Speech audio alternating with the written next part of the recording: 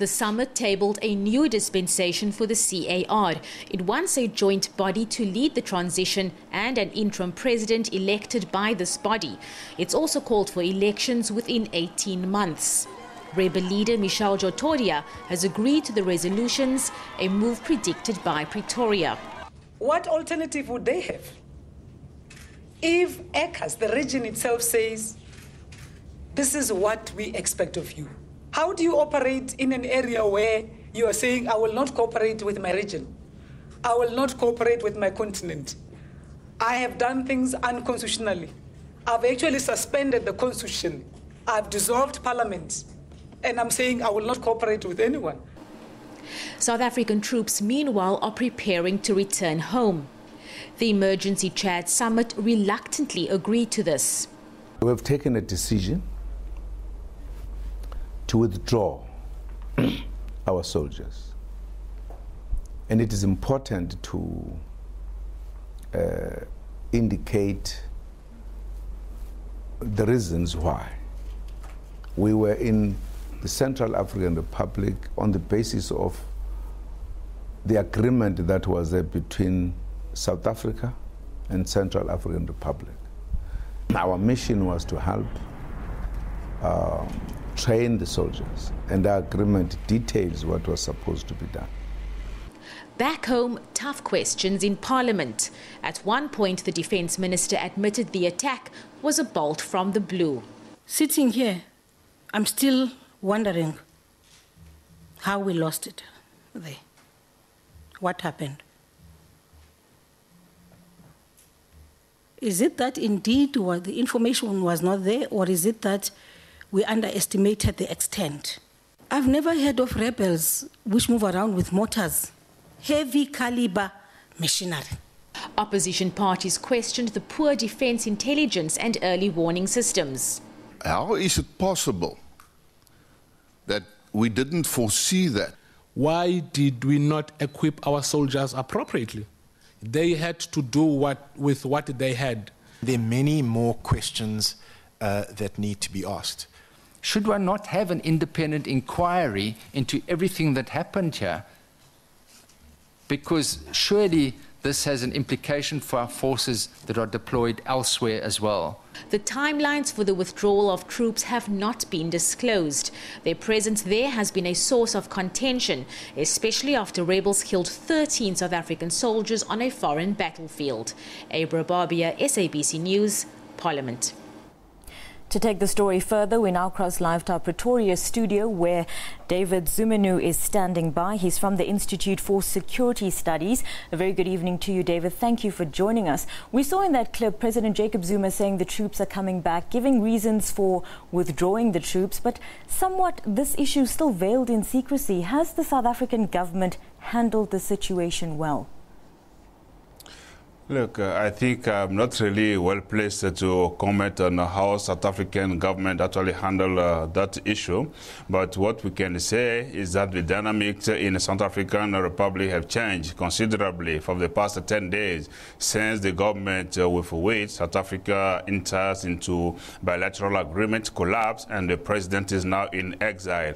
But there are so many questions that remain to be addressed, which will have implication for future engagement in peacekeeping operations on the continent, because fundamental issues will be, do we really have a peace to keep, and are there guarantees for troops that we send in the country to be safe, to be protected, and is it within the multilateral processes? So these are some of the issues that remain on the table.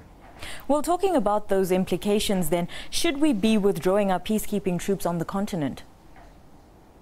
I think the problem is not withdrawing the peacekeeping forces from the continent. The problem is how you actually work on the processes, work with partners in the region.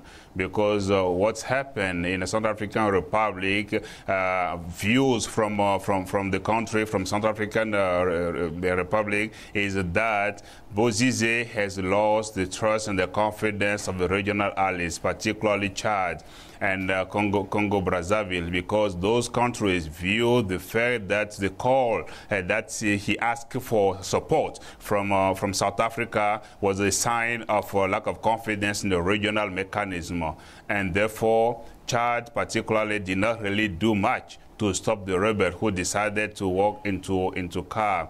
But also a second dynamic that I need to stress is that Francois Bozizé himself really taking advantage of South African presence, found that he has now the protection that he needed and show complete disregard to the Libreville agreement that was signed on the 11th of January, which was asking him to undertake reforms and to commit himself to the implementation of those reforms. A failure to really address some of those issues really opened the road for Seleka, who was well armed, well equipped, and decided to really challenge his authorities, and that led really to his downfall.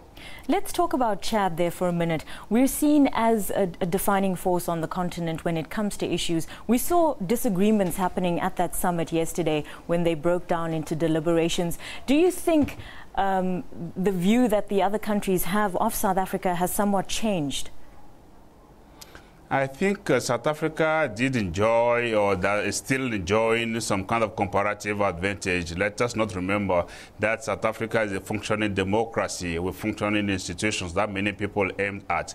But I think the impression that one gets is South Africa really needs to take into consideration, as I said earlier, the available regional mechanism. We need to work through existing regional mechanism and always seek the international approval when it's come to deploying troops in the particular region, because you know there are sensitivities within African politics. If South Africa has to help in resolving the problem of Mali or Chad or Central African Republic, it is welcome, provided that is really followed the framework that has been put in place, approved by the UN. And also, I think it's quite difficult for countries to send the troops in countries where there is no guarantee to protect the citizen. If you remember 1992 in Liberia, nobody wanted to send the troops to that country because in 1992, American soldiers were killed in Somalia, making the US and the international community reluctant to send the troops to Rwanda. And as a result, we experienced the Rwanda genocide. We have the onslaught that the rebel movement launched on Monrovia. So things are changing, that we need to work within the international framework with the approval of the UN to avoid situations that will really compromise the genuine need for stabilizing force in some countries. Thank you very much. That was David Zumenu coming to us live from our Pretoria studios. He's from the Institute for Security Studies.